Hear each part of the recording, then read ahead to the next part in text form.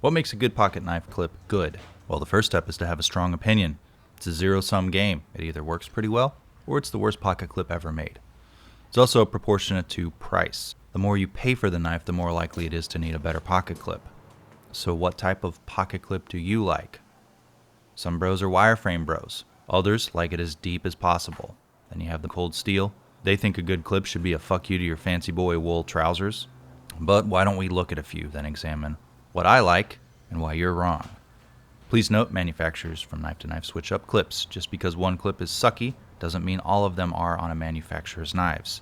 These are overly general observations, sometimes based on several knives, sometimes based on one, and limited to the knives I have owned.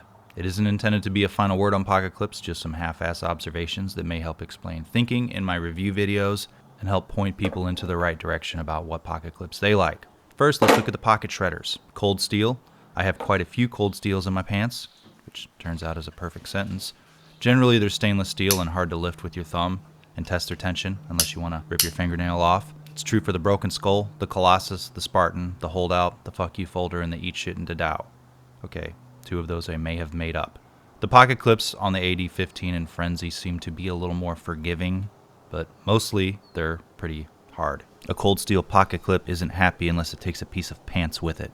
My single Microtech, the Bounty Hunter, which has that cold steel spirit, is a deep carry clip, and it's hard to get all the way into the pocket even though it's a deep carry. A little weird for a deep carry, but that's just how it is.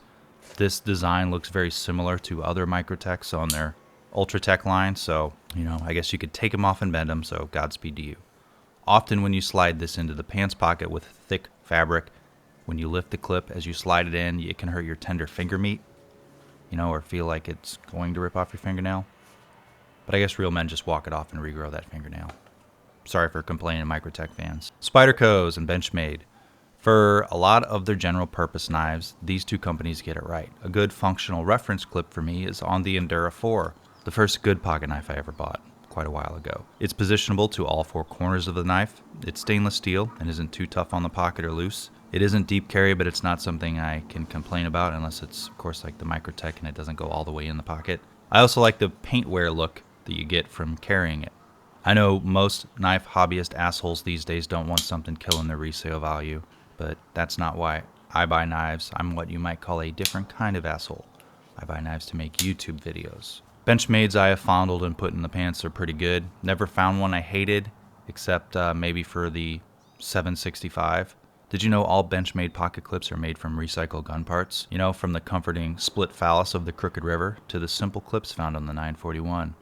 Or the deep carry on the Pagan. All very nice, tumbled edges, good amount of tension. Then there's the wire clip. A lot of love for this type. I think they're ugly but pretty functional.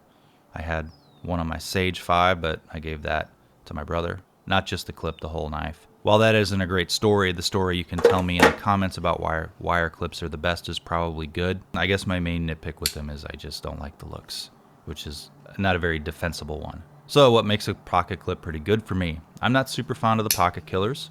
Also, the Bounty Hunter has too much of an upward bend at the end there. It could potentially catch on something as you're walking too close to your desk at your office. Shouldn't be carrying a switchblade at the office, by the way. It is pretty, though.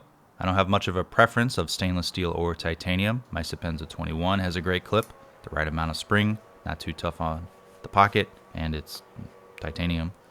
Best position for me is tip up, blade backward in the right pocket because I'm right-handed. That's ideal, and lefties get shafted quite a bit because some companies don't make clips you can move to the either side.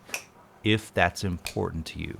Some people don't really care what pocket they carry it in, or fast deployment. The fancy Damascus on this Massdrop Orca is nice and it slides in the pocket easily. Plus it works well with the overall design. It integrates well visually.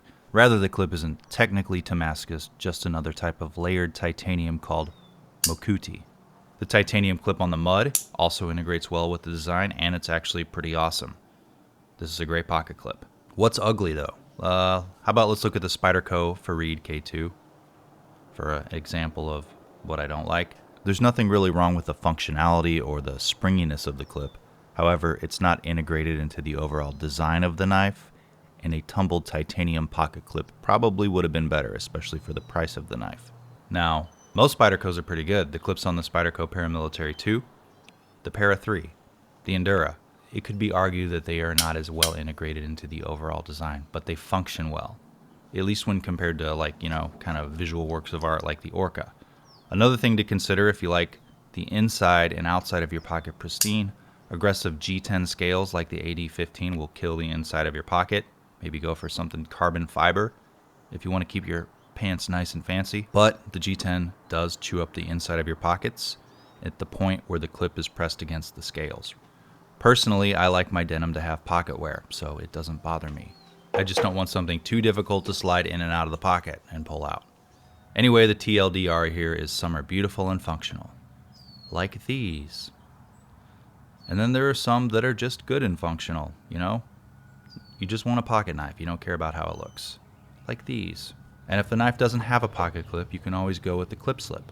A good option for slip joints and traditionals. The link to this is in the description. You can see more about the clip slips and where you get them and who makes them in my Lion Steel CK01 and my GEC Bullbuster review. Also, I'm going to do a really short video about these soon.